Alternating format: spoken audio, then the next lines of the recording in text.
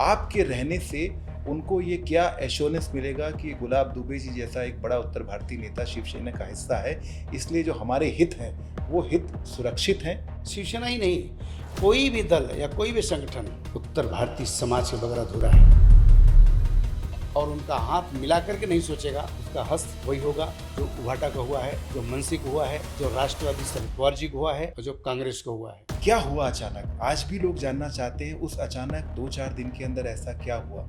एकनाथ शिंदे साहब यानी बागी, उन्होंने बगावत इस बात की कि कहीं शिवसेना खत्म हो जाए। जिस दिन उद्धव जी ने सरकार बनाई थी, एकनाथ शिंदे जी ने उस दिन उनका साथ क्यों नहीं छोड़ा? सर्वविदित है कि माननीवाला साहब से मिलने के लिए मातोश्री में देश के कोने कोने से शीर्षद नेता आया करते थे। इन्होंने परंपराएं छोड़ करके इस सोनिया जी से मिलने दिल्ली चले जाते थे। उनको लगा कि नई पार्टी कहीं भटक रही है, उस दिशा में जा रही है जो बाला साहब ने कभी सोचा नहीं था। माननीय बाला साहब ठाकरे के विचारों को और उनको विरासत बचाने का सबसे बढ़िया समय और वक्त आ गया। फिर वह सफ़र तय हुई, Mumbai to Surat, Surat to Guwahati, Guwahati to Goa, Goa to back Mumbai. Maharashtra के चुनाव के जीतने में भी लाडली बहन योजना ने एक बड़ी भूमिका निभाई। किस तरीके से इस नए बदलते स्वरूप को आप लेते हैं? जब आदरणीय देवेंद्र फडणवीस साहब से पूछा गया आप किस चेहरे पर चुनाव लड़ रहे हैं, तो उन्होंने कहा कि एकनाथ शिंदे जी के चेहरे पर लड़ रहा हूँ। ठाकरे जो परिवार है वो एक हो रहा है, ऐसी कोई संभावना आपको नजर आती है? एकनाथ शिंदे जी, उद्धव ठाकरे जी की सेना नदी के दो किनारे हो गए हैं, दूर दूर तक कोई संभावना नहीं।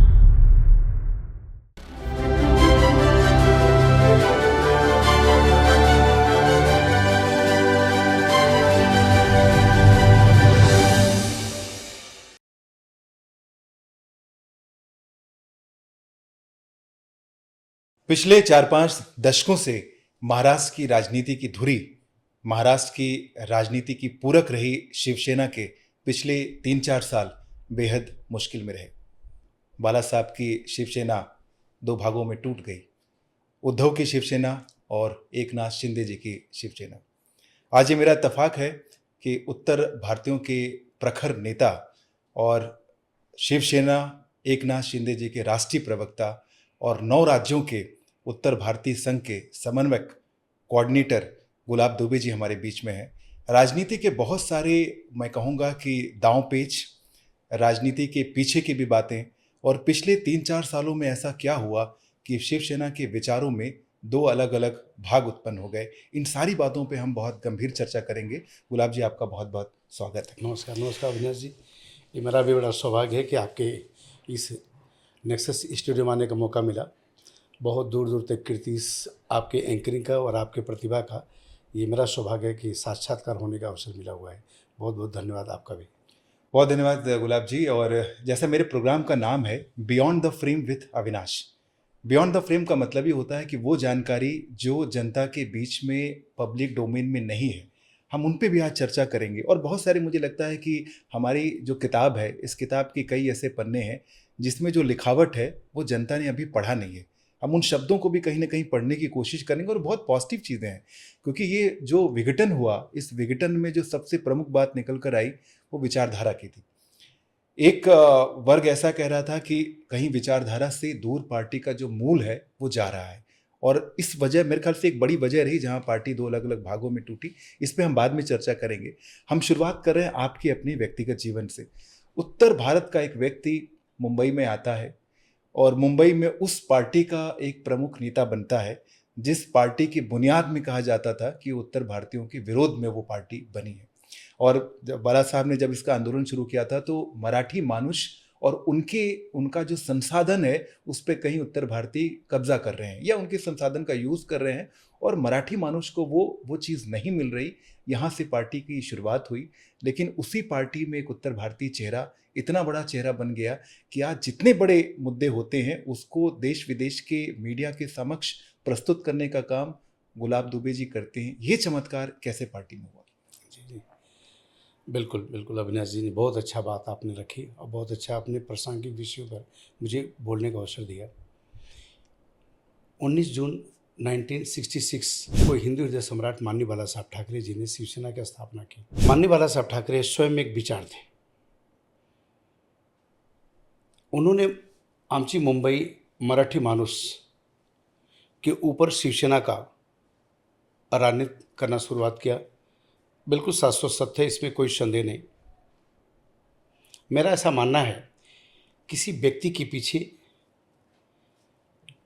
या किसी संगठन के पीछे जब तक उनके अपने खुद के बंधु बांधव, उनके अपने लोग नहीं खड़े होते, उनका जमात नहीं खड़ा होता, तब तक उनका संगठन और किसी व्यक्ति का व्यक्तित्व उभर के आ ही नहीं सकता। तो शायद दूरदर्शी एक ऐसे महान नेता माननीय बाला साहब ठाकरे जी ने शायद उनकी दूरदर्शिता में ये दिखी होगी कि पहले हम अपनों को जोड़ करके फिर स्थिति बनी। वह छोटा सा 1966 19 जून में लगाया हुआ छोटा सा पौधा आज वर्तमान समय में एक बट वृक्ष की तरफ छा गया है। फिर उसका नाम आ गया हिंदुत्व। हिंदुत्व मतलब पूरा हिंदुस्तान। तो उस बट वृक्ष के सायद्र के छाँव में आकर के तब हिंदू हृदय सम्राट माननीय बाला साहब ठाकरे को जो मान संपूर्ण राष्ट्र में मिला, संपूर्ण देश में मिला, तभी तो कहा गया कि हिंदू अस्मिता शक्ति के प्रतीक हिंदू हृदय सम्राट माननीय बाला साहब ठाकरे के चरणों में हम जैसे शिव सैनिक नमन और वंदन करते हैं। तो वह समय की मांग थी। वह 66 कालखंड जो कार्यकाल का वह कालखंड था, उसमें वही आवश्यकता थी। मेरा ऐसा नहीं माना है कि मतलब कि मात्र उत्तर भारतीय के विरोध की बात थी। उस राजनीतिक पटल पे तमाम ऐसी परिस्थितियाँ बनती हैं कि जो संभावनाएं बरकरार रहती हैं भाई अविनाश जी, कि ये कैसे हो सकते हैं। साउथ के भी लिए कहा गया था कि उठाओ लूँगी बजाओ पूंगी, तो मात्र उत्तर भारतीय के लेकर के नहीं कहा था। मैं एक उत्तर भारतीय शिवसेना का एक शिवसैनिक होने के नाते, या आपने जैसे जो कहा कि मैं जिस पद पे हो, पद हमारे यहाँ आभूषण नहीं है, पद दायित्व होता है। उसको कंधे पे ले चलने का हमारे कंधों पर भार, हमारे अंदर वो ताकत होनी चाहिए। ये माननीय बाला साहब ठाकरे सभी शिवसैनिक को कहते थे। किसी पद पे या किसी पदासीन होने के बाद, उच्च पद जानने के बावजूद भी जब उसके अंदर शिवसैनिक शब्द मर जाता है तो किसी पद लायक नहीं रह जाता। इसलिए मैं अपने आप को कह रहा हूँ कि मैं एक शिवसैनिक हूँ, माननीय बाला साहब का शिवसैनिक हूँ। तो माननीय बाला साहब ठाकरे जो बात कही 1966 में, जिसकी आपने चर्चा किया कि उत्तर भारतीयों के खिलाफ या पर प्रांतियों के खिलाफ या वगैरह, तो आज भी मैं वही चाह रहा हूँ कि हम उत्तर भारतीय समाज को आज इस भगवा ध्वज के नीचे शिवसेना के नज़दीक ला करके इनके कदम से कदम मिलाकर हम भी अपने अधिकारों की बात करें। बिल्कुल 40 वर्षों से कांग्रेस के पीछे हमारा एकजुट होकर के समाज खड़ा रहा। अगर हमारे कांग्रेसियों ने मेरे समाज का उत्थान कर दिए होते तो शायद मुझे किसी दल में या किसी को रहनुमाई करने का हम लोग मौका ही नहीं देते। तो ऐसी स्थिति में शिवसेना ने जो प्रेम दिया, जो भाव दिया, हो सकता है मेरी इस मानसिकता, विचारधारा या व्यापक विचारधारा का सम्मान करते हुए शिवसेना की परंपरागत पीढ़ी, जब शिवसेना एक थी तो मैं राष्ट्रीय संगठक था, नेशनल कोऑर्डिनेटर था। जब शिवसेना 2 धड़ों में बटी तो वर्तमान समय में जैसा आपने कहा कि मैं एक प्रवक्ता के रूप में हूँ, मैं उत्तर भारत 9 राज्यों का कोऑर्डिनेटर हूँ। फिर उसके बाद अभी भी उत्तर भारतीय समाज को संवैधानिक दर्जा दिया गया, इसका मैं महाराष्ट्र का पहला प्रमुख बना। तो इन तमाम ऐसी बातें हैं। तो ये पद ये दायित्व का निर्वहन करने के लिए है, न कि पद को आभूषण पहनने के लिए। बहुत अच्छी आपने बात कही कि एक बाला साहब ने जिस तरह का हिंदुत्व का एक बड़ा चेहरा वो हिंदुस्तान में थे, और उस चेहरे की वजह से बहुत सारे देश के लोग जो है उनके साथ जुड़ते गए। हालांकि पार्टी की जो शुरुआत हुई थी वो कहीं ना कहीं मराठी मानुष को लेकर हुई थी, और जो बाकी संसाधन का इस्तेमाल करने वाले अलग अलग राज्यों के लोग हैं उसमें सिर्फ उत्तर भारतीय नहीं बल्कि साउथ इंडियन जिसका आपने जिक्र किया, उनका भी एक विरोध था। दुर्भाग्यपूर्ण तरीके से ये जो शुरुआती दौर की जो परंपरा थी वो आज तक कहीं ना कहीं चल रही है। आज भी एक बड़ा वर्ग उत्तर भारतीयों का भयभीत रहता है कि अगर शिवसेना के लोग अगर हमारे पास आए, हमारे व्यवसाय पे कई बार उनकी पर चोट होती है, कई बार उनको मारा पीटा जाता है, कई बार उनको महाराष्ट्र से बाहर जाने की धमकी भी दी जाती है। तो वो जो वर्ग है, चूंकि आप उत्तर भारतीय के एक बड़े नेता हैं और शिवसेना के भी एक नेता हैं, आपके रहने से उनको ये क्या एश्योरेंस मिलेगा कि गुलाब दुबे जी जैसा एक बड़ा उत्तर भारतीय नेता शिवसेना का हिस्सा है, इसलिए जो हमारे हित हैं वो हित सुरक्षित हैं, हमारे व्यापार सुरक्षित हैं, हमारी जो सम्मान समाज में होना चाहिए वो सुरक्षित है। आपके रहने से क्या मैं मानूं कि उत्तर भारतीय का भरोसा शिवसेना और शिवसेना शिंदे जी के साथ जरूर रहेगा? भाई त्रिपाठी जी, पानी का जब प्रवाह होता है तो पानी का प्रवाह को दिशा देने की जरूरत नहीं पड़ती, वो अपना ढाल की दिशा को खुद तय कर लेता है। उसी तरीके से किसी भी समाज या किसी दल में उस समाज का व्यक्ति अगर कहीं कहीं शीर्षस्थ पे पहुंचने के कगार पे या शीर्ष पे पहुंचा मिलता है तो उसको देख करके समाज का एक आकर्षण बनता है। और फिर जहाँ तक डर और भय के वातावरण में शिवसेना के प्रति विशेष करके अमराठी समाज, तो ये तो माननीय बाला साहब ठाकरे जी सिद्ध कर चुके हैं। आप देश के इतने गौरवमान आप एंकर हैं या पत्रकार हैं, आपके सामने हमें नहीं लगता है कि कोई राजनीतिक व्यक्ति इतनी शख्सियत रखता हो, उसकी इतनी शख्सियत हो कि आपके सामने झूठा बोल करके निकल जाए। क्या शिवसेना मानी बाला साहब ठाकरे के कार्यकाल में अमराठी समाज को 13 बार विधानसभा सदस्य लेकर के राज्यसभा सदस्य बनाया? कन्हैयालाल गिडवानी कौन थे? चंद्रिका केनिया कौन थे? घनश्याम दुबे कौन थे? संजय निरुपम कौन थे? तमाम ऐसे अमराठी समाज को माननीय बाला साहब ठाकरे ने शिवसेना के बैनर तले सामान दिया, मान दिया है। गुलाब दुबे का जैसे जैसे आदरणीय एकनाथ शिंदे साहब के आशीर्वाद से या उनके सहयोग से जैसे जैसे मेरा कद बढ़ता गया, तो बड़ी शिद्दतता के साथ कहूँगा कि बीता हुआ कार्यकाल उल्लासनगर महानगर पालिका का सभागृह नेता राम सागर यादव, जो उत्तर प्रदेश जौनपुर का था, उसका गांव का नाम था सुरेरी, उसको सभागृह नेता हमने बनाया। अंबरनाथ में अभी अभी किरण प्रमोद चौबे को चुन के लाए, अभी वो नगर सेविका के रूप में है। अभी कह देना बहुत जल्दीबाजी होगा, ये वक्त और समय फिर मैं आपके स्टेडियम आकर के जिस वक्त हमारा आपका साक्षात्कार होगा फिर मैं बताऊंगा कि मुंबई थाना या महाराष्ट्र में 29 महानगर पालिकाओं में जो चुनाव संपन्न होने जा रहे हैं 15 तारीख को, 16 तारीख को यह तय हो जाएगा कि कितने उत्तर भारतीय शिवसेना के बैनर तले नगर सेवक हुए हैं। तो अब पहले की बात अब नहीं रही, वह समय था, काल था माननीय बाला साहब ठाकरे के टाइम में। अब तो मैं आपके चैनल के ऊपर बड़ी जिम्मेदारी और सिद्धता के साथ कहना चाहूँगा, शिवसेना ही नहीं, कोई भी दल या कोई भी संगठन उत्तर भारतीय समाज के बगैर अधूरा है। जिस तरह से हिंदुत्व का नाम श्रद्धेय छत्रपति शिवाजी महाराज और माननीय बाला साहब ठाकरे जी का नाम लिए बगैर हिंदुत्व अधूरा है, अब महाराष्ट्र में राजनीति बगैर उत्तर भारतीय समाज को साथ में लिए बगैर अधूरा है। जो साथ और कदम से कदम चलने की और उनका हाथ मिला करके नहीं सोचेगा, उसका हस्त वही होगा जो उभाटा का हुआ है, जो मनसी को हुआ है, जो राष्ट्रवादी शरद पवार जी को हुआ है और जो कांग्रेस को हुआ है। मैं तो आपके इस चैनल के माध्यम से मैं इशारा करना चाहूँगा कि आदरणीय एकनाथ शिंदे साहब ने हिंदी भाषियों को सम्मान दिया, अजीत दादा ने सम्मान दिया और महायुति के हमारे घटक सभी दलों ने, हमारे भारतीय जनता पार्टी ने मान दिया, सम्मान दिया, जिसका कारण रहा कि संजय उपाध्याय बोरीवली से हम विधायक हमारे बनते हैं। आज के तारीख में मंडल में 5 से 6 हमारे उत्तर भारतीय हैं। सिद्धिविनायक मंदिर में मुख्य पद पे हमारे पवन कुमार बैठे हुए हैं, पवन त्रिपाठी जी बैठे हुए हैं। आज इसी महाराष्ट्र के परिक्षेत्र के अंतर्गत हमारा देश का ऐसा एंकर हमारे श्री अविनाश त्रिपाठी जी भी बैठे हुए हैं। तो ये महाराष्ट्र और महाराष्ट्र में मुंबई एक ऐसा स्किल्ड रखता है, एक ऐसा मायना रखता है कि जिसके पास जो प्रतिभा हो अपने उस कद को दिखा दे, पद लेके जाए। बहुत अच्छी आपने बात कही और आपने पद और प्रतिभा 2 चीज़ की बात की।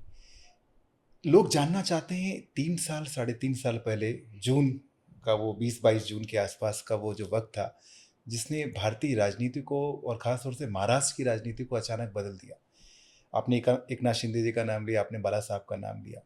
क्या हुआ अचानक? आज भी लोग जानना चाहते हैं उस अचानक 2-4 दिन के अंदर ऐसा क्या हुआ जहां पार्टी का एक बेहद समर्पित नेता जो तकरीबन 25-30 साल से शिवसेना की सेवा कर रहा था, बाला साहब के विचारों से बेहद प्रभावित था और महाराष्ट्र के ठाणे से अपना जो है वो जीवन, सार्वजनिक जीवन शुरू करता है और उसी बाला साहब के विचारों के साथ होकर और कुछ लोग कहते हैं विचारों के विरुद्ध जाकर एक नई पार्टी का गठन करता है और शिवसेना के साथ अलग होता है। लोग जानना चाहते हैं क्या हुआ था जून में, वो क्या हुआ कि 40 विधायकों के साथ एकनाथ शिंदे जी यहाँ से पहले सूरत गए, सूरत से फिर गुवाहाटी गए और फिर उन्होंने ये फैसला कर लिया कि हम अब उस मूल शिवसेना का हिस्सा नहीं रहेंगे, हम अपनी खुद की पार्टी बनाएंगे। कुछ बहुत बड़ा कारण रहा होगा जिसकी वजह से ये चीज़ हुई, वो क्या कारण था? अविनाश जी, ये आपके स्टूडियो का या आपके एंकरी जीवन का एक ऐसा क्षण है, आपने एक ऐसे व्यक्ति को आमंत्रित किया है अपने इस स्टूडियो में कि जो इस कहानी के मूल में उस समय उस व्यक्ति का नज़दीक का साक्षी रहा है। आदरणीय एकनाथ शिंदे साहब के मेरे संबंध दल और पक्ष का 19 जून 1986 से है। आप लोगों को कोई कहा करता था कि वो एक रिक्शा ड्राइवर थे या बहुत गरीब थे या किसी रवि फिश कंपनी में काम करते थे। आज उसकी मैं गवाही देता हूँ। सुनते हैं आप, मैंने देखा है एक गरीबी से पल कट करके एक गुदड़ी के लाल सतारा में जन्म लिया यह मराठा, इसको गुलाब दुबे ने आंखों से देखा है। धर्मवीर आनंद दिघे साहब के मैंने उनके नेतृत्व और उनकी गोद में खेला हुआ व्यक्ति गुलाब दुबे आज आपके स्टूडियो में आया हुआ है। इन सबको मैंने आंखों से देखा है। इस सोने के चम्मच ये नहीं लेके आए थे, और जिन्होंने माननीय बाला साहब ठाकरे के विचारों को दमन हत्या करने के लिए आबादा हो गए, फिर उस वक्त एक बगावत हुई। एकनाथ शिंदे साहब यानी बागी, उन्होंने बगावत इस बात की कि कहीं शिवसेना खत्म हो जाए। मैं आपसे जानना चाहता हूं कि शिवसेना खत्म होने के कगार पे थी।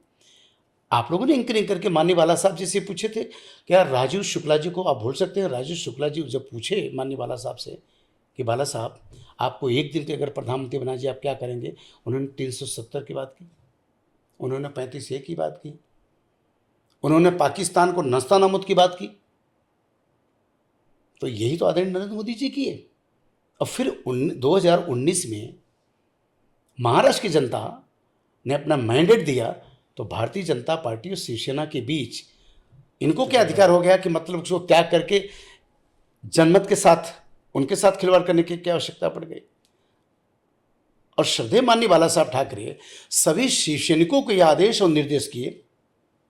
उन्होंने मराठी में एक शब्द कहे थे, हा शिवसैनिक असतो तरी मी असतो, हा नसतो मी पण नसतो। ये शिवसैनिक हैं तो हम हैं, प्रमुख हैं, ये नहीं है तो कुछ नहीं। उनके लिए शिवसैनिक बहुत बड़ी बात थी। शिवसैनिक का मान सम्मान करते थे।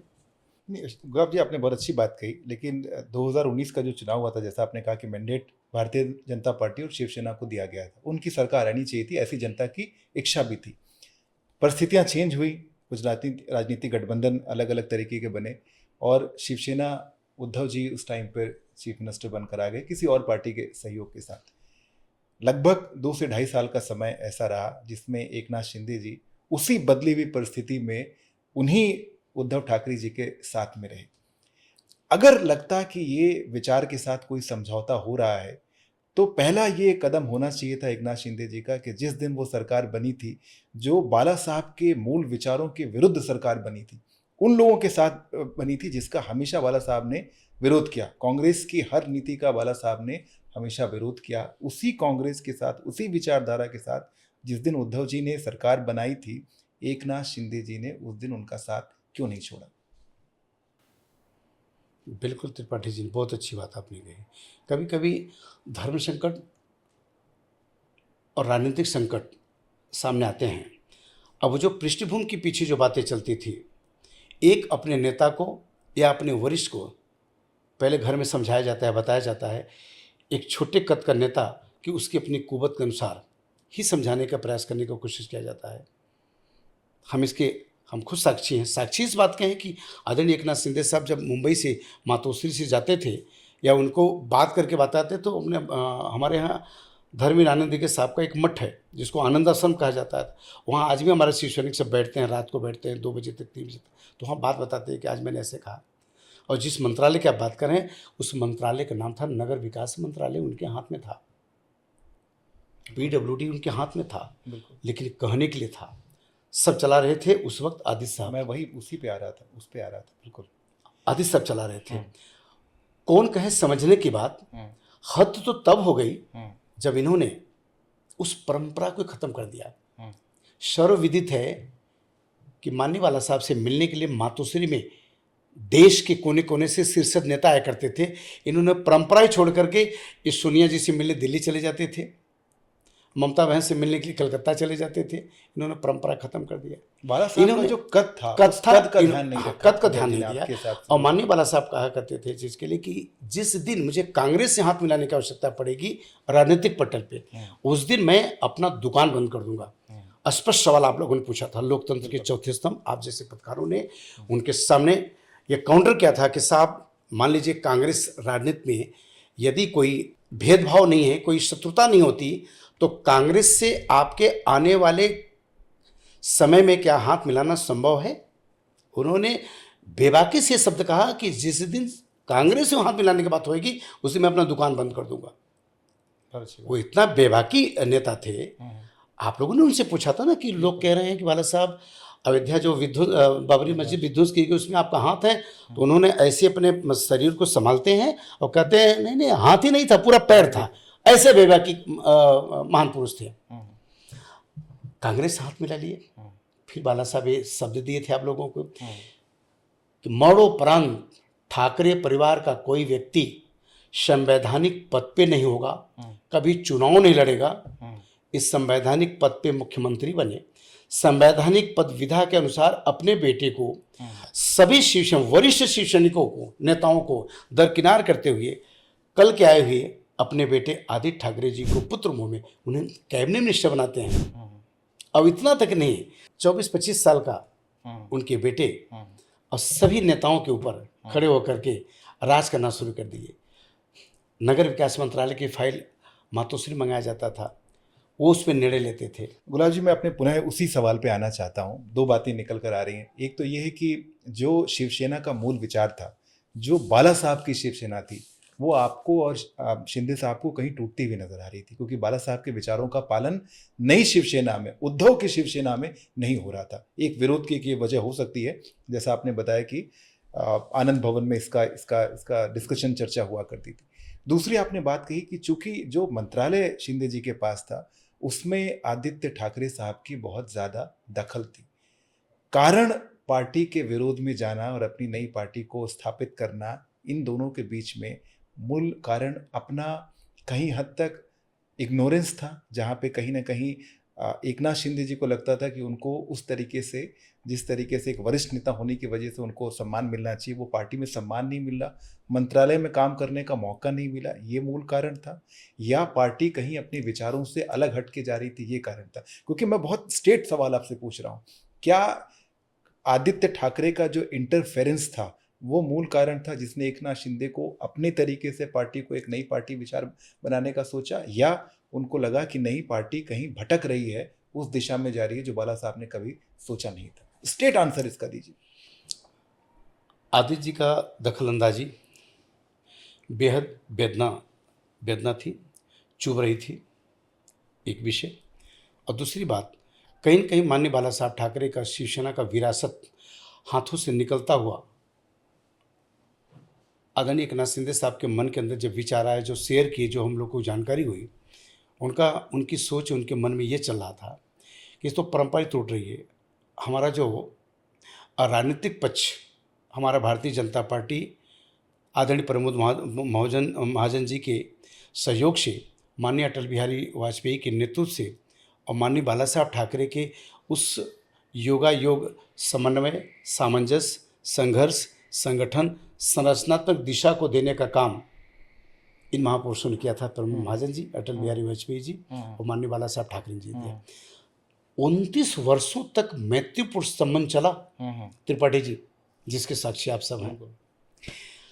क्या ऐसी अचानक बात आई? 2019 में भारतीय जनता पार्टी शिवसेना का मैंडेट होता है और चारों तरफ ये कहना शुरू करते हैं कि 2.5 साल मुख्यमंत्री ये कहे थे, 2.5 साल कहते, कहाँ कहे थे? मातोश्री कहे थे। कौन साक्ष्य है? कोई साक्ष्य नहीं है। जबकि अमित शाह जी एक मंच पे, उद्धव जी थे और ये थे, उन्होंने, अमित शाह जी चुनाव के दौरान 2019 के चुनाव के दौरान में हम साक्षी थे, हम थे, नीचे थे। उन्होंने स्पष्ट शब्द कहा कि ये हमारे देवेंद्र फडणवीस जी ये मुख्यमंत्री बनेंगे। तब इनको आपत्ति कर लेना चाहिए था, मंच पे कर लेना चाहिए, उनको बोलने का मौका दिया गया था। तो मुझे लगता है कि ये सिर्फ एक बहाना था, एक बात था। वो मानने वाला साहब ठाकरे के विचारों से हट चुके थे। आदरणीय एकनाथ शिंदे साहब के दिल दिमाग में बात आई कि नहीं, अब बगावत का वक्त आ गया है, ताकि मैं एक शिवसैनिक होने के नाते मैं अपनी नैतिक जिम्मेदारी का निर्वाह करूं। माननीय बाला साहब ठाकरे के विचारों को और उनको विरासत बचाने का सबसे बढ़िया समय और वक्त आ गया। फिर वह सफ़र तय हुई, Mumbai to Surat, Surat to Guwahati, Guwahati to Goa, Goa to back Mumbai, और फिर 2022 30 जुलाई को मुख्यमंत्री के रूप में देश ने देखा, राष्ट्र ने देखा, महाराष्ट्र ने देखा आदरणीय एकनाथ शिंदे साहब को। और उस समय से लेकर के आज दिन तक आदरणीय एकनाथ शिंदे साहब का कद बढ़ा। कद बढ़ते बढ़ते ये हो गया, लोकसभा आपने देखा हमारा स्ट्राइक रेट क्या था, विधानसभा आपने देखा हमारा स्ट्राइक रेट क्या था, 80 में 62 हम जीतते हैं, 7 लोकसभा हम जीते हैं। और फिर उसके बाद नगर पंचायत और नगर परिषद में हम दूसरे नंबर पे हम हैं। अभी महानगर पालिका का चुनाव हो रहा है, हमें पूरा विश्वास है कि नंबर 1 पे हम दिखेंगे। हमारा मेयर बनेगा, महायुति का मेयर बनेगा। महायुति के शीर्ष नेतृत्व जो निर्णय लेंगे वो हम राजनीतिक सफर पे चलकर अब तक जहाँ पे आए हैं, हम वहाँ से एक नया दशा दिशा तय करेंगे। अब दोबारा एकनाथ शिंदे जी की तरफ वापस लौटते हैं। राजनीति में ये भी कहा गया, एक बड़ा अच्छा पक्ष निकल कर आया कि जो राजनीति, शिवसेना की राजनीति की अगर हम बात करें, तो जो एक विरासत और एक महल से चल रही थी, उसको आम आदमियों के घरों से, गली गलियारों से गुजारने का काम एकनाथ शिंदे ने किया। वो एक ऐसे व्यक्ति रहे जो बहुत ज़मीन से जुड़े रहे और धूल में पलकर बढ़े हुए, और अपने लोगों के साथ उनका जो एकात्म था, उनका जो संबंध था, उसने कहीं ना कहीं शिवसेना के इस पक्ष को, इस धड़े को ये यकीन दिलाया कि जब तक आप जनता के बीच में नहीं रहेंगे, तब तक आप आजकल की जनता के साथ जुड़कर काम नहीं कर पाएंगे। दुर्भाग्य रूप से ऐसा भी बीच में सुनने में आया कि धीरे धीरे उद्धव ठाकरे जी बहुत सीमित होते जा रहे थे, और वो जनता के बीच में जाकर जनता के लोगों से मिलने का जो काम जो बाला साहब ठाकरे ने भी किया था, उससे वो कहीं दूर हो गए थे। वो भी कहीं एक वजह आपको लगती है कि एकनाथ शिंदे जी की जो पॉपुलैरिटी और उससे ज़्यादा उनकी एक्सेप्टेंस, क्योंकि एक इतनी बड़ी विरासत को चैलेंज करके उसी पार्टी से टूटकर एक दूसरी पार्टी खड़ी करना, और खड़ी नहीं करना बल्कि इलेक्शन में अपने आप को प्रूफ कर देना कि हम असली शिवसेना हैं और जनता हमारे साथ में खड़ी हुई है। मुझे लगता है इसमें एकनाथ शिंदे जी का जो अपना एक व्यक्तिगत छवि है और उनकी जो कार्यशैली, और जिस तरह आपने कहा कि एक मराठा व्यक्ति जो ज़मीन से लड़कर जुड़कर आता है, उसने कहीं ना कहीं संबल दिया और उसमें कामयाबी, एक बड़ी कामयाबी मिली। जी, ऐसा लगता है आपको? बिल्कुल ऐसे लगता है, जैसा आपने कहा यही सत्य है। जी, जिस ढंग से उन्होंने विरासत को संभाला और जिस ढंग से उसका जतन किया, जिस ढंग से उसको संजोया सभी लोगों लेकर के, एक बड़ा बड़ा हास्यपद है। त्रिपाठी जी आप सुनेंगे हंसेंगे। 1987 में मुंबई में हमारा मुख्य रूप से आना होता है। सोचिए 87 में हम मूल रूप से आते हैं। 1965 से हमारे पिताजी रहते हैं। हम जब यहाँ पे आए और 1986 में हमने शिवसेना ज्वाइन किया, सही ढंग से मैंने मुंबई नहीं देखा था, मुंबई गली नहीं देखा था। वर्षा क्या देखूंगा, मुख्यमंत्री निवास क्या देखूंगा। एक ऐसा मुख्यमंत्री जिसका वर्षा पूरा खुला, दरवाजा खुला था, हर कोई साधारण व्यक्ति, साधारण शिवसैनिक जाकर के मुख्यमंत्री निवास में उनसे मिला करते थे। मैं इसका साक्षी, ऐसा मुख्यमंत्री ने देखा। पूरे मुख्यमंत्री के इतिहास काल में महाराष्ट्र में देखिए, ऐसा तिलक लगाने वाला भी कोई मुख्यमंत्री नहीं हुआ। जनता सुलभ जो मुख्यमंत्री। मैं आपको बताना चाहता हूँ, उन व्यक्ति ने राष्ट्र से लेकर के महाराष्ट्र के पटल पर महाराष्ट्र और मराठी भाषा को इतना बड़ा सम्मान देने वाला व्यक्ति, जो महाराष्ट्र में मराठी भाषा को अभिजात दर्जा दिलाने वाला काम अगर किसी व्यक्ति किया तो आदरणीय एकनाथ शिंदे साहब। गौ माता को महाराष्ट्र की माता का दर्जा दिलाने वाले अगर कोई व्यक्ति किए तो एकनाथ शिंदे साहब हाँ, लाडली बहनों को, हाँ, लाडली बहनों का भाई हाँ, साबित होने के लिए हाँ, उन्होंने 1500 रुपया हाँ, तब से लेकर के आज दिन तक, हाँ, और उस ग्राफ को 2100 रुपया तक करने की योजना हाँ। बहुत जल्दी पूरे देश को दिखेगा। हाँ। और बड़े मैं जीवटता, बड़ी शिद्दतता के आपके साथ कह रहा हूँ मैं, हाँ, आदरणीय एकनाथ शिंदे साहब का जब तक सांस चलता रहेगा, हाँ, ये लाडली बहन योजना को कभी खत्म नहीं किया जा सकता, हाँ, और कोई खत्म कर भी नहीं सकता। हाँ, ऐसा कुछ टेक्निकल उन लोगों के माध्यम से संवैधानिक विधा उन्होंने स्थापित की है। हाँ, आप ये बात नहीं कि कोस्टल रोड अगर एकनाथ शिंदे साहब नहीं आते तो शायद कोस्टल रोड अभी तक चालू नहीं होता। हाँ, बातें मेट्रो आज 4 फेज की तैयारी हो रही है, क्या संभव था? हाँ, अटल सेतु क्या संभव था? हाँ, तमाम ऐसे विकास का उस व्यक्ति ने हाँ, गंगा का प्रवाह कर दिया। हाँ, जिस ढंग से विकास के गंगा उन्होंने बहा दिया, इसके पहले कहीं देखा नहीं गया था। और मैं आपको बताऊं, एक एक शिवसैनिक को, शिवसैनिक शाखा प्रमुख की बात कर रहा हूं, नहीं तो कोई व्यक्ति जब विधायक बनता है, सांसद बनता है, नगर सेवक बनता है, तब उसको निधि मिलती है ना। उन्होंने साधारण शिवसैनिक को हाँ, 10-10 लाख, 25-25 लाख का निधि दिया। हाँ, जिससे वो वो अपने हमारे क्षेत्र का एकनाथ विकास शिंदे कर साहब पाए। हैं। दोनों हाथों से उस व्यक्ति ने देना सीखा है, मैं इसका साक्षी हूँ। हाँ, त्रिपाठी जी, मैं अच्छा एक बड़ी आपने अच्छी बात कही, किस तरीके से वो दोनों हाथों से अपने कार्यकर्ताओं को दे रहे थे जिससे उनका उस क्षेत्र का विकास हो, और आपने लाडली बहन योजना का जिक्र किया। मैं इन्हीं दोनों चीज़ों पर वापस लौटता हूँ। लाडली योजना चाहे वो मध्य प्रदेश में हो, लाडली बहन योजना चाहे वो महाराष्ट्र में हो, राजनीतिक तौर पे एक बड़ा मास्टर स्ट्रोक माना जाता था और माना गया। कहा जाता है कि महाराष्ट्र के चुनाव के जीतने में भी लाडली बहन योजना ने एक बड़ी भूमिका निभाई, जिसकी शुरुआत मध्य प्रदेश में हुई और महाराष्ट्र ने उसको अपनाया और उसकी सफलता मिली। क्या शिवसेना शिंदे साहब को या गुट को एक बड़ी निराशा नहीं हुई कि जब आपकी इस योजना से सरकार को इतना फ़ायदा हुआ और सरकार दोबारा चुनकर आई, लेकिन जब मुख्यमंत्री बनने की बात आई तो शिंदे साहब को वो भूमिका नहीं दी गई, जिसके लिए काफ़ी वक्त तक बहुत राजनीतिक संकट भी रहा, बहुत पशोपेश रहे, डिस्कशन चलते रहे बार बार दिल्ली में, और अंततः जिनको हम कहते हैं कि एक मराठा शेर, वो कहीं उनको लगा कि नहीं, इस टाइम पर मेरा छोटे भाई की भूमिका में आना ज़्यादा बेहतर है, और कार्यकर्ता भी स्वाभाविक रूप से निराश थे। वो चाहते थे कि शिंदे साहब मुख्यमंत्री बने। इस राजनीतिक बदलते हुए स्वरूप को, जहाँ पर जो बड़ा भाई था वो छोटे भाई की भूमिका में आ गया, आप गुलाब दुबे जी जो शिंदे साहब के बहुत करीब भी हैं और शिवसेना के प्रवक्ता हैं, किस तरीके से इस नए बदलते स्वरूप को आप लेते हैं? धन्य होते हैं आप लोग। अगर लोकतांत्रिक व्यवस्थाओं के अंतर्गत इस लोकतंत्र में 4 विधाएं दी गई है, जिसमें एक लोकतंत्र के आधार स्तंभ आप भी हैं, तो गलत नहीं है। आपने अगर सवाल पूछ ही दिया है, पद पे हूँ, प्रवक्ता हूँ, मेरी बात बहुत दूर तक जाएगी।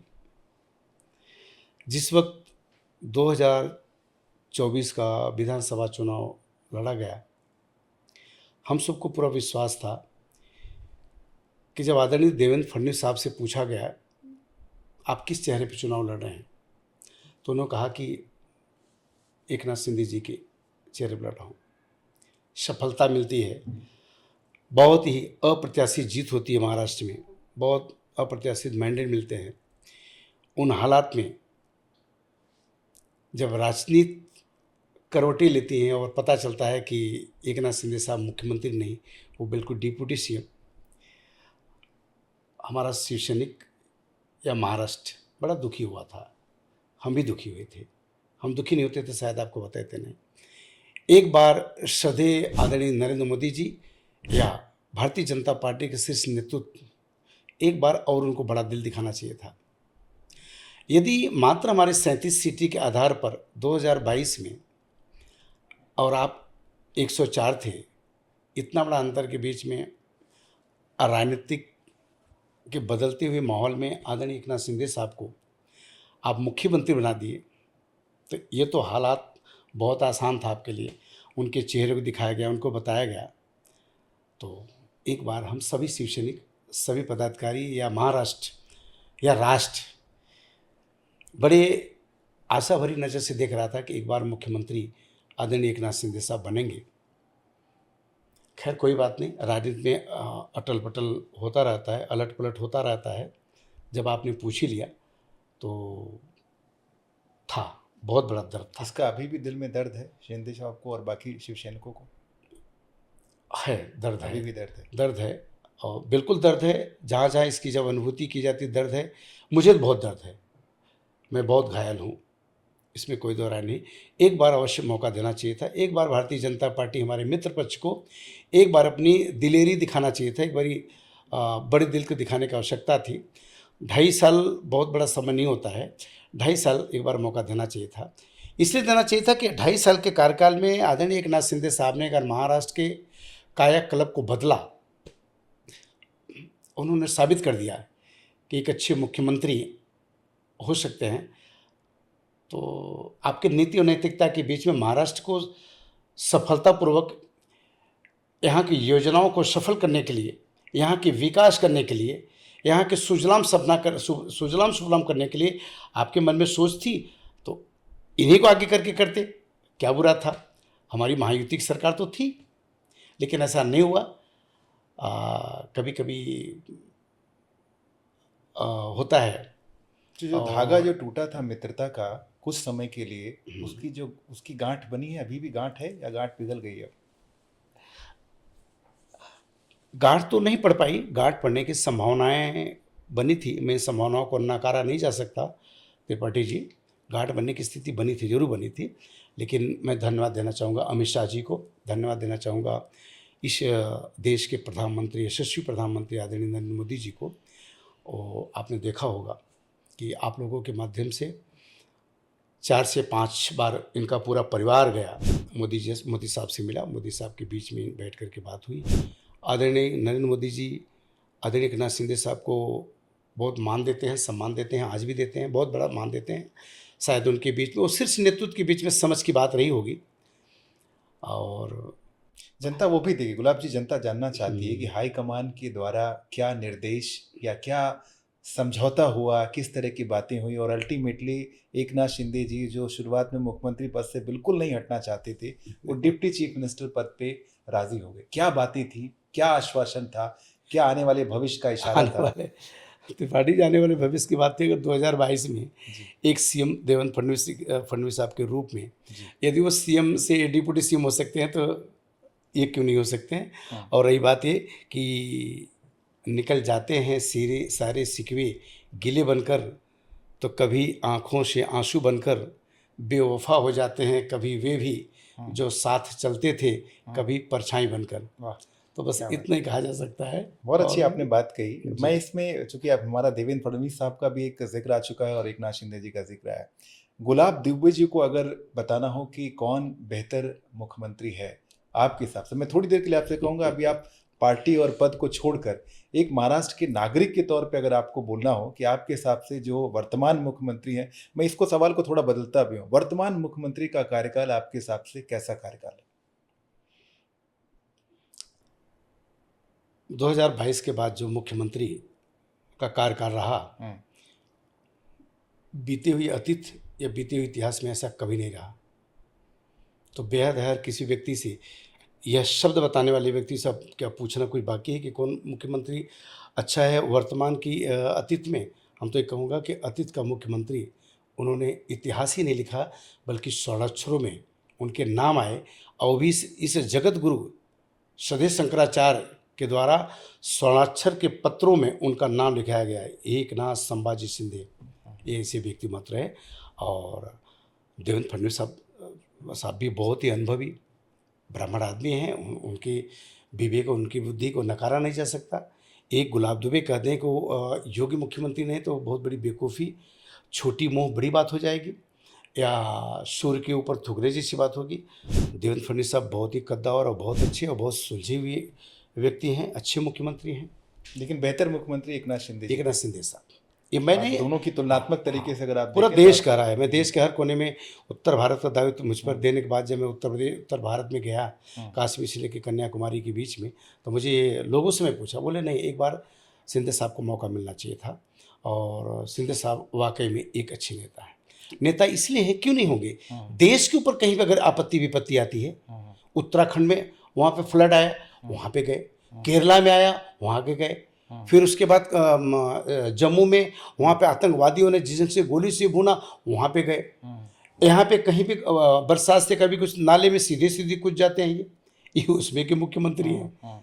अभी आपने देखा होगा कि उस पहाड़ी के बीच वहाँ पे कितनी दुर्गम स्थान था, वहाँ पहुँच गए। वहाँ के जबकि डीएम कलेक्टर इनको बार बार वर्जित करने के बावजूद भी बोले नहीं तुम्हारी इच्छा है तो तुम आओ हम देखेंगे। बोले साहब वहाँ पर ऑक्सीजन नहीं है।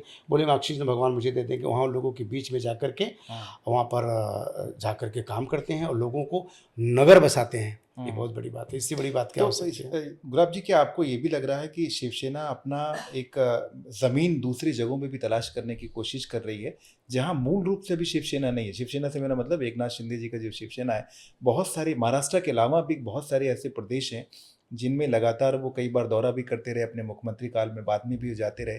और जैसा आपने कहा जहाँ जहाँ संकट होता है वहाँ पे एकनाथ शिंदे जी ज़रूर जाते हैं। वही तो क्या एक राजनीतिक तौर से अगर मैं इसको देखूँ, सामाजिक तौर से आपकी बात बिल्कुल सही है, लेकिन राजनीतिक तौर से क्या एक्सपेंशन के मूड में भी शिवसेना एकनाथ शिंदे जी की है और वो ज़मीन अपनी और बड़ा करना चाह रही है, अपना आसमान बड़ा करना चाह रही, ऐसी भी कोई आपकी लालसा या ऐसा कोई राजनीतिक विचार आपके मन में है? माननीय बाला साहब और माननीय अटल बिहारी वाजपेयी जी के बीच में एक सामंजस्य तैयार हुआ था। उन्होंने कहा था कि इस हिंदुत्व को अगर हम किसी देश के किसी कोने में जाकर के हम वहाँ पे चुनाव लड़ेंगे तो कहीं न कहीं दोनों भाइयों के बीच में मतभेद होगा और हमारी सीटें नहीं निकल पाएंगी। तो सामंजस्य बना करके भारतीय जनता पार्टी और शिवसेना महाराष्ट्र में बड़े भाई की भूमिका में के रूप में हमेशा शिवसेना रही और छोटे भाई के रूप में भारतीय जनता पार्टी रही। इससे बड़ा उदाहरण क्या आपको दूं, 2012 में भारतीय जनता पार्टी 6 सीट भी जीती महानगर पालिका थाने में और हमारा पूरा उतना हमारी सीट थी 87 जो भी सीटें थी हमारी 65 सीट क्या कुछ ध्यान नहीं आ रहा है। हमारी सरकार बनती है, मेयर हम बनते हैं, डिप्टी मेयर उन्हें बनाते हैं।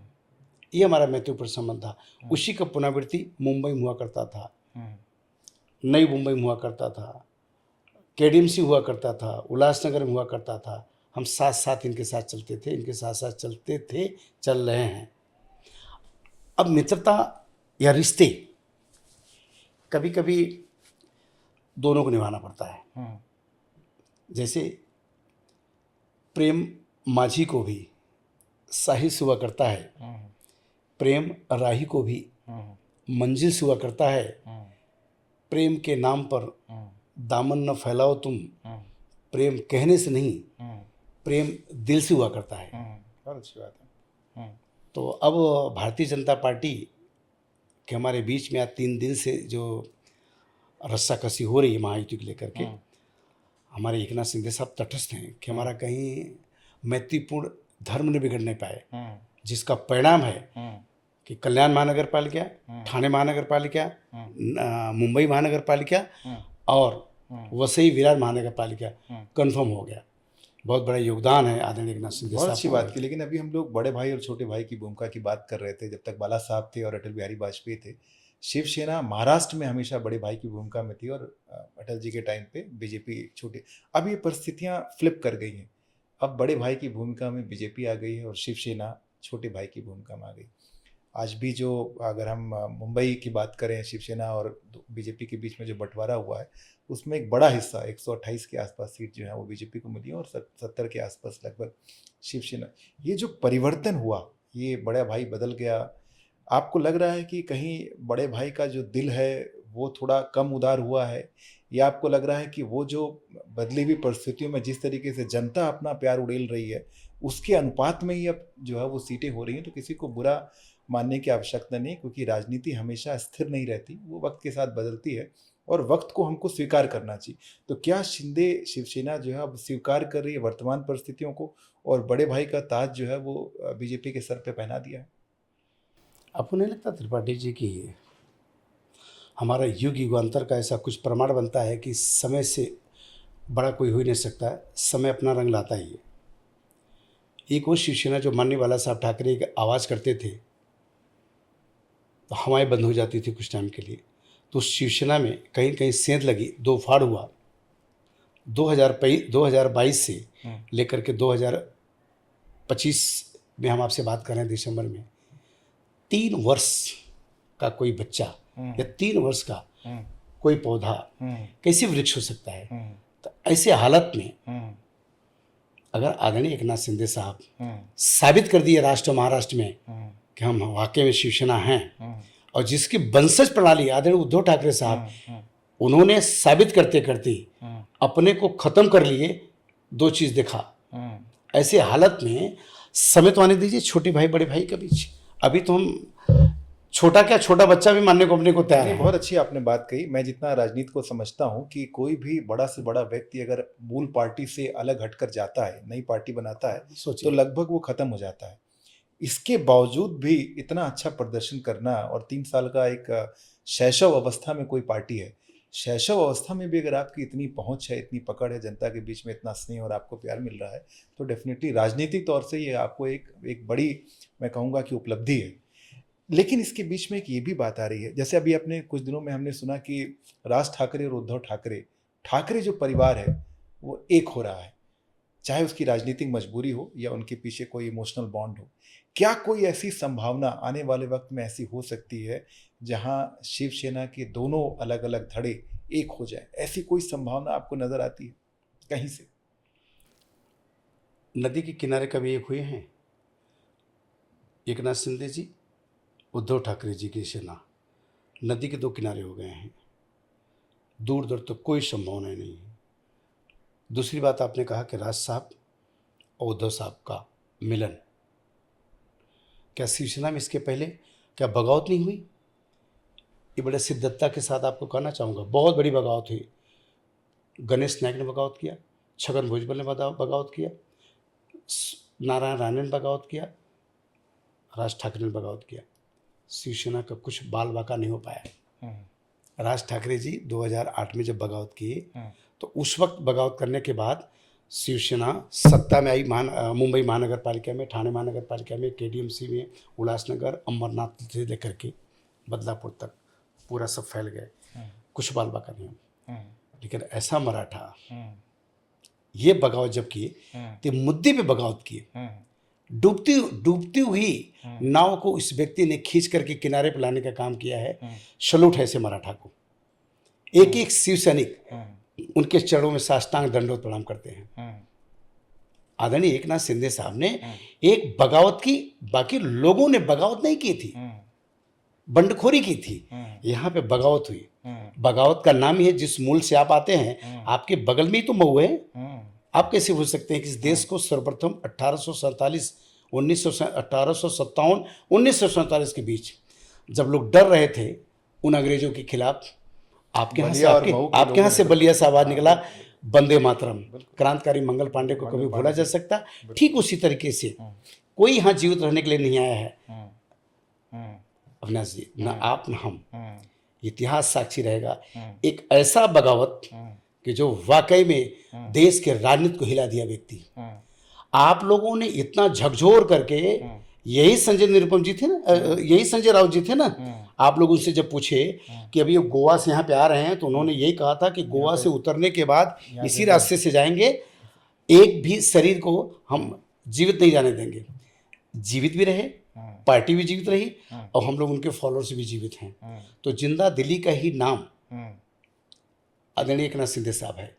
इस व्यक्ति ने ये साबित किया, देश या राष्ट्र महाराष्ट्र को संदेश दिया कि किसी हकदार के हक को मिटा देना बगावत है, समझ लेना हम बागी है। बगावत काम है मेरा, मर मिटेंगे निज हक के लिए, यही पैगाम है मेरा। इस मराठा ने एक पैगाम छोड़ा देश को। लेकिन एक बात गुलाब जी ये भी है, राजनीति में कहा जाता है कोई आपका परमानेंट दुश्मन नहीं होता, कोई परमानेंट मित्र नहीं होता। समय और परिस्थितियां आपको अपने नए राजनीतिक घटनाक्रम को बनाने के लिए मजबूर करती हैं। मैं सिर्फ एक हाइपोथेटिकल सवाल पूछ रहा हूँ। परिस्थितियां चेंज होती हैं, उद्धव ठाकरे जी को लगता है कि उनका जो मूल था हिंदुत्व, उस पर वो वापस लौटना चाहते हैं। आपको लगता है कि अब जमीन बहुत अनुकूल बन गई है, ऐसी जमीन बन गई है जहां दोनों शिवसेना एक ही दिशा में चल रहे हैं। ऐसी स्थिति में कोई आपको संभावना नजर आती है कि शिवसेना को मूल रूप से मजबूत करने के लिए दोनों पक्ष एक साथ हो सकते हैं? क्योंकि राजनीति में क्या आने वाले समय के गर्भ में है ये किसी को पता नहीं। तो क्या एकदम स्ट्रांगली इस पे है कि किसी भी परिस्थिति में हम साथ में नहीं जाएंगे, या परिस्थितियां आएंगी उस समय विचार किया जाएगा कि हमको क्या करना है? क्या संभावना है अभी? सवाल आपको बड़ा नाजुक भी है और बड़ा संवेदनशील है। जी। इसका जवाब एक ही है कि हम शिव सैनिक श्रद्धेय माननीय बाला साहब ठाकरे जी और अटल बिहारी वाजपेयी जी के बीच में जो उनके जो समन्वय स्थापित हुए थे, जो सामंजस्य बनाए गए थे, यदि 29 वर्षों का मैत्रीपूर्ण संबंधों का निर्वाह करने के लिए फिर पुनः अगर आदरणीय उद्धव साहब के मन में भाव बनते हैं तो राजनीतिक पटल पे किसी भी संभावनाओं को नकारा जा सकता है क्या? ये कभी ऐसा हो सकता था कि मतलब कि कांग्रेस से शिवसेना से जुड़ सकती है? जुड़े ना।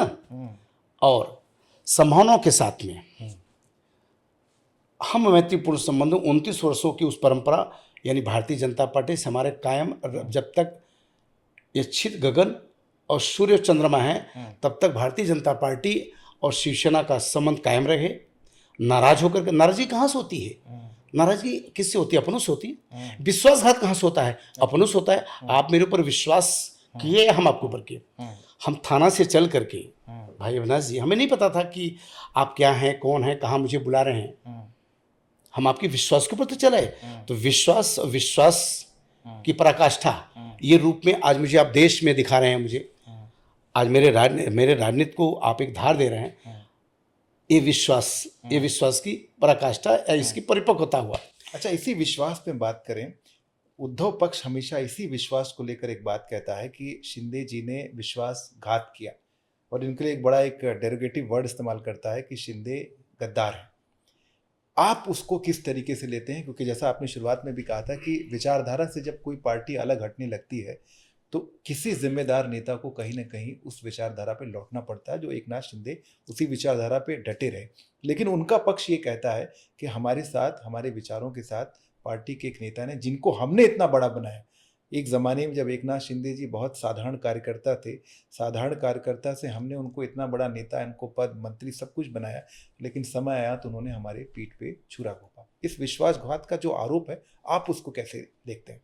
मैं आपको साक्ष्य मान करके या आपके माध्यम से इस चैनल पे जो भी देश के लोग देख रहे होंगे, मैं बड़े जिम्मेदारी के साथ कहना चाहूँगा कि गद्दारी और वफादारी, माननीय बाला साहब ठाकरे को नाम लेकर के, उनको होल्डिंग बैनर पर स्थान दे करके, उनको अपना स्वरूपी मान करके आदरणीय एकनाथ शिंदे साहब, ये क्या गद्दारी का प्रतिरूप था?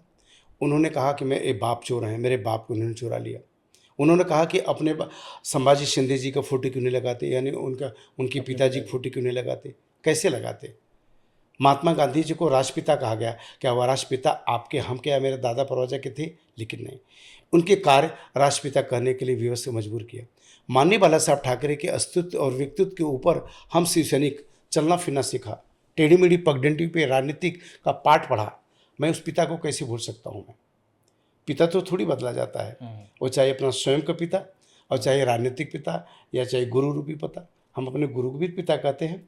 तो ऐसे हालात में वो बार बार उन्होंने बाप चोर, 50 खोखा सब ओके, क्या क्या सब बोलते थे, तरह तरह सब आरोप लगाते थे।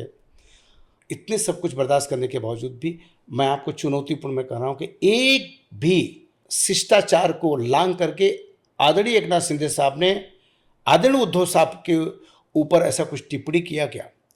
जबकि बहुत कुछ बताने के लिए बात है। लेकिन कड़वाहट तो होगी दिल में कड़वाहट होगी। बहुत दुख हुआ। आपको बताना चाहूँगा मैत्रीपूर्ण संबंध निर्वाह कैसे जाता है। 15 दिन का बात है, 15 दिन पहले हम सब बैठे थे। आदरणीय एकनाथ शिंदे साहब संजय राउत को बीमार थे अभी, उनको यहाँ से फ़ोन करके पूछते हैं, राउत साहब, मी एकनाथ शिंदे बोलतो, मी शिवसैनिक, तुमची तबीयत कसी है? उनका तबीयत पूछते हैं, वो उधर से जवाब देते हैं, हाँ ठीक है बोले। तो उनको बोलते हैं चीज़ के लिए, बात आपने बताई, हाँ कि शिंदे वो बोलते हैं फ़ोन करके हाँ पूछा। इन्होंने फ़ोन करके पूछा। फिर वो पूछते हैं चीज़ के लिए कि ज़्यादा मत ध्यान दो, अपने तबीयत पे ध्यान दो। इस संबंध होता है, ये रिश्ता होता है। एक चीज़ और आपने प्रश्न मुझसे किया, विस्मित न हो जाए, दो भाइयों का मिलन, जो अच्छे संस्कार, जो अच्छे विचारों से चलने वाले व्यक्ति होते हैं, जिसका लालन पालन भले गरीबी में हो लेकिन संस्कार परिवार हो, संस्कारी परिवार हो, जहाँ से हम आप आते हैं। नहीं लगता आपके घास फूस के उस झोपड़े से निकल करके वहाँ के एक लोग नहीं आते हैं, लेकिन संस्कार को नहीं भूल पाते कभी। तो आदरणीय एकनाथ शिंदे साहब ने अपने संस्कार को कभी नहीं भूला। तो उनका संस्कार उत्तर प्रदेश से निकले गुलाब दुबे जिस परिवार से जन्म लेते हैं ब्राह्मण परिवार में आकर के, इन दोनों भाइयों के मिलन के लिए एक ही मेरी शुभकामना है दिल में चाहत है कि कहीं दो ओठ अलग बात करे, ये तो गलत है। बहुत अच्छी बात। दो हाथ दो तरफ से उठे, ये तो गलत है। दो पैर दो राह चले, ये तो गलत है। बिछड़ी हुई मिल जाए तमन्ना तो खिल जाए फिर से, तमन्ना तमन्ना तो यही है, तमन्ना तो यही है। बहुत सुंदर बात। तो ये दिल में कहीं है कि काश ऐसा उनके भी और मेरे मन में हाँ, खिल जाए चमन फिर से, तमन्ना तो यही है। हम लोग यही चाहते हैं कि दोनों भाई दो दिशा में क्यों जा रहे हैं, एक मन से जा रहे हैं, एक बेमन से जा रहे हैं। तो अब मन से दोनों भाई ने अगर संगम हुआ है तो वो कसौटी के धार पे खड़े हैं। 16 तारीख के बाद मैं आपसे विनती करूंगा, फिर मुझे बुलाना, फिर बताऊंगा आपको कि मिलन का परिणाम क्या हुआ है। समय तय करेगा, और समय ये तय करेगा सबसे बड़ा जनादेश जनमानस, जिसको सम्मान आदरणीय एकनाथ शिंदे साहब देते हैं। और उसी जनादेश जनमानस को वो लोग भूल गए थे। कभी कि डंडा से समझाना चाहते हैं, कभी लाफे से समझाना चाहते हैं, कभी थप्पड़ से समझाना चाहते हैं। मुझे नहीं लगता है कि ये तौर तरीका होना चाहिए। हाँ, एक स्वस्थ लोकतंत्र में इस तरह का एक हिंसा की कोई जगह नहीं। राजनीति करिए आप, हिंसा की कोई जगह नहीं, बिल्कुल। अच्छा, हम लोग अभी गुलाब दुबे और अपनी परंपरा की बात करें थे। गुलाब दुबे जी अपने आप को राजनीतिक तौर से आज से 5 साल 10 साल के बाद कहाँ देखना चाहते हैं? मैं चाहता हूँ बहुत बेबाकी से आप बताइए, क्योंकि हर व्यक्ति देखिए राजनीति में आता है, उसकी एक जनता की सेवा करने की मूल भाव होता ही है, लेकिन कुछ व्यक्तिगत महत्वाकांक्षाएं भी होती हैं।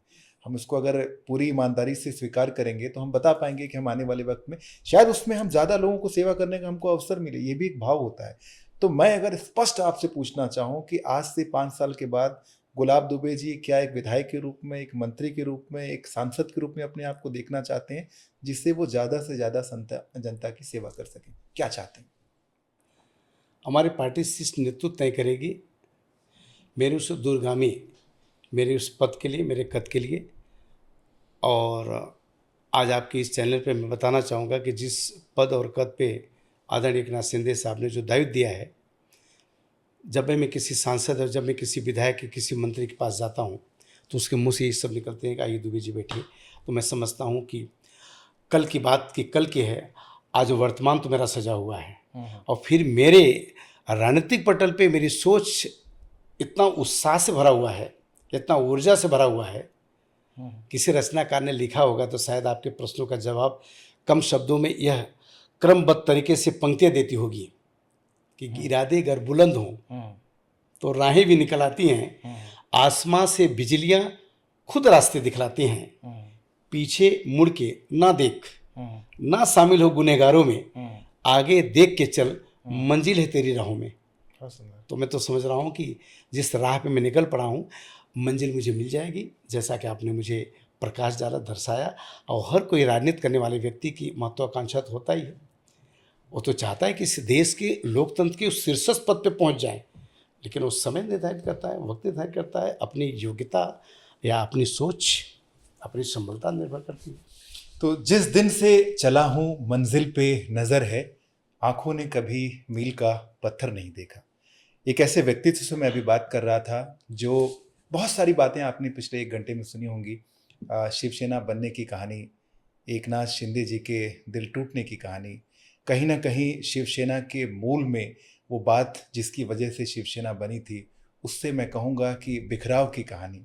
और एक ऐसी कहानी जो मुझे लगता है कि बहुतों की आंखें खोलेगी, और बहुत सारे ऐसे किताब के वरख, किताब के पन्ने जो अभी तक दबे थे, छिपे थे, मुझे लगता है कि उसके शब्द बहुत उभर कर हमारे सामने आएंगे।